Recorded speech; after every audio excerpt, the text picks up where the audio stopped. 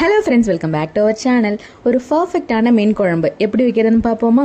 நானும் என்னென்னமோ மீன் குழம்பு ட்ரை பண்ணிட்டேன். அரைச்சி விட்டது, விடாதது, அந்த மாதிரி நிறைய ட்ரை பண்ணிட்டேன். ஆனால் இந்த ஒரு மீன் குழம்பு நான் வச்சேன்னா எங்கள் வீட்டில் எல்லாருக்கும் பிடிக்கும். நீங்களும் நான் சொல்கிற அதே அளவுகளில் வச்சு பாருங்கள், உங்கள் வீட்லேயும் எல்லாருக்கும் பிடிக்கும். ஒரு கடாயில் நல்லெண்ணெய் ஊற்றிட்டு கொஞ்சம் வெந்தயம், சீரகம், கடுகு இது எல்லாத்தையும் சம அளவுகளில் தாளினதுக்காக எடுத்துக்கணும். ஒரு கொத்து கருவேப்பில்லை அதை நல்லா பொரிய விட்டுருங்க. வாசனையே சூப்பராக வரும்.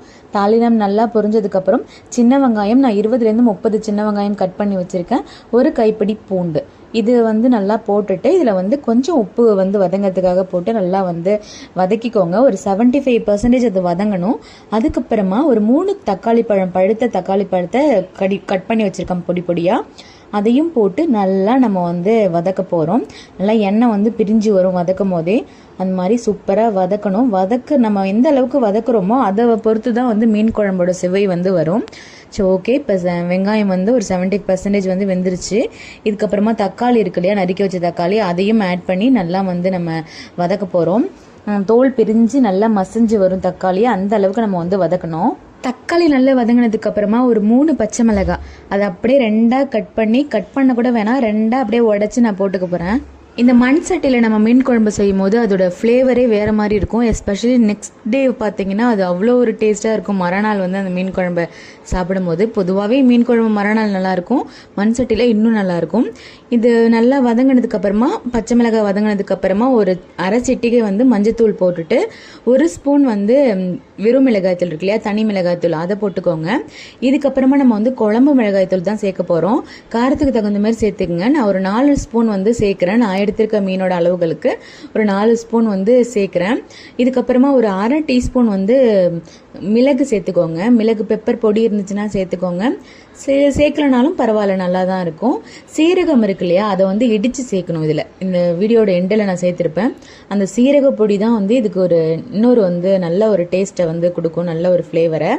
ஸோ இது நல்லா மிக்ஸ் பண்ணதுக்கப்புறமா நான் தேவையான அளவு தண்ணி கொஞ்சம் ஊற்றிக்கிறேன். தண்ணி ஊற்றி கொதிக்க வச்சுட்டு அதுக்கப்புறம் நம்ம புளி கரைச்சி வச்சுருக்கோம் இல்லையா, புளியை நான் ஊற வச்சுருக்கேன், அதை சேர்த்துக்கலாம். ஏன்னா இப்போயே புளியை ஊற்றிட்டோன்னா அது நல்லா புளிச்சிட்டு ஒரு மாதிரி புளிப்பாகவே இருக்கும், மீன் குழம்போட டேஸ்ட்டே வராது. ஸோ அதனால் நான் தண்ணியை ஊற்றி கொதிக்க வச்சுட்டு அதுக்கப்புறமா தான் எப்பயுமே புளி சேர்ப்பேன். இப்போ நல்லா தண்ணி கொதிக்கிட்டோம்.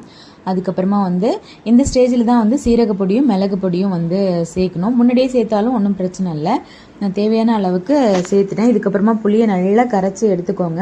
நான் ஒரு 20 மினிட்ஸ் முன்னாடியே ஊற வச்சுட்டேன். இப்போ நல்லா கரைஞ்சிருச்சு. சீக்கிரமாக உங்களுக்கு புளி கரையணும் அப்படின்னா வெந்நீரில் ஊற வச்சுக்கோங்க. இப்போ கொதிச்சு வந்தோன்னா புளியையும் நான் கரைச்சி ஊற்றிக்கிட்டேன். இந்த ஸ்டேஜில் மாங்காய் இருக்கு இல்லையா, மாங்காய் போட்டால் தான் என் ஹஸ்பண்டுக்கு பிடிக்கும் மீன் குழம்பு. நான் மீன் குழம்புல மாங்காய் போடலனாலும் எனக்கு பிடிக்கும். ஆனால் அவங்க மீன் குழம்புல மாங்காய் கண்டிப்பாக இருக்கணும் அவங்களுக்கு. இந்த ஸ்டேஜில் மாங்காவும் போட்டு ஒரு கொதி வந்துருச்சுன்னா அதுக்கப்புறம் லாஸ்ட்டாக நம்ம மீனை போட்டுக்கலாம். இப்போ நல்லா மாங்காய் வெந்துருச்சு. இப்போ கையில் வச்சுருக்க மீனெல்லாம் போட்டுட்டு, மீன் வேகிறதுக்கு ரொம்ப நேரம் எடுக்காது, ஒரு 3 நிமிஷம் போட்டுட்டு ஹை ஃப்ளேமில் வச்சுட்டு ஒரு 3 மினிட்ஸில் ஆஃப் பண்ணி மூடி வச்சிட்டோன்னா ஒரு 15 நிமிஷம் கழித்து நம்ம எடுத்தோன்னா ஒரு கமகமன்னு ஒரு டேஸ்டியான மீன் குழம்பு ரெடி ஆகிடும். இப்போ நான் மீன்லாம் போட்டு கொதிக்க விட்டேன்.